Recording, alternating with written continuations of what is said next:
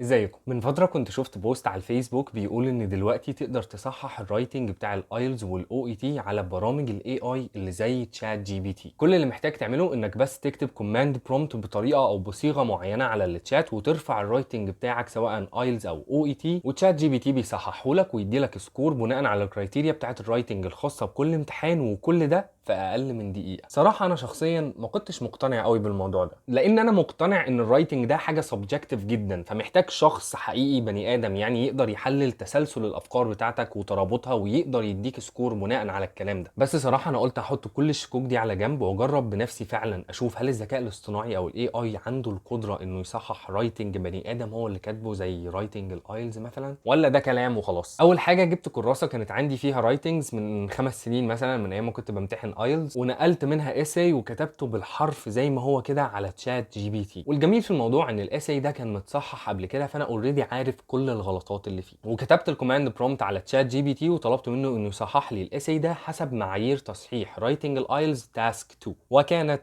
المفاجأة، تشات جي بي تي مش بس صحح لي الايساي واداني سكور، ده كمان طلع لي كل الاخطاء الاملائيه اللي موجوده في الايساي، وايه الاكسبريشنز الغلط اللي انا استخدمتها في غير مكانها، وايه البدايل اللي انا كان ممكن اكتبها. وفي الاخر خالص كتب لي الايساي نفسه تاني بعد مراجعه الاخطاء اللي فيه، وقال لي سكور الايساي ده كان ممكن يزيد من 6.5 ل 7 لو صححت الاخطاء دي. انا كنت قاعد بقرا الكلام ومش متخيل ان اللي كاتب لي الاسسمنت ده بالطريقه التفصيليه والامثله اللي مكتوبه ده مش ايلز انستراكتور او مش بني ادم، ده مجرد ذكاء اصطناعي. ابداع والله.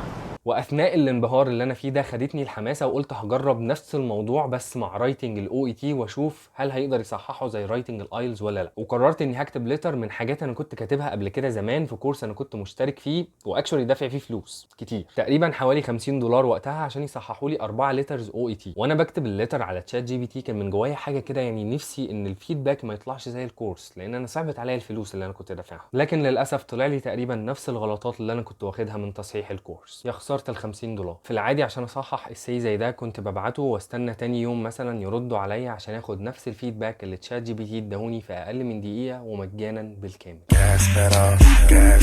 فلو حد بيحضر او اي تي او ايلز اليومين دول، انصحكم بجد انكم تجربوا تصححوا على تشات جي بي تي، وقولوا لي في الكومنتس ايه رايكم في التصحيح بتاعه. هسيب لكم في الديسكربشن اللينك اللي تقدروا تدخلوا بيه على تشات جي بي تي من جوه مصر، وكمان هسيب لكم الكوماند برومبتس اللي محتاجين تكتبوها عشان تصححوا الرايتنج بتاعكم. الذكاء الاصطناعي بقى فعلا كنز لاي حد، احنا حقيقي داخلين على مرحله جديده في كل مجالات الحياه، والاي اي هيكون جزء كبير منها. هي اكيد اداه مش مثاليه ولا زال فيها عيوب كتير، لكن وجودها في حد ذاته ده انجاز كبير للبشريه.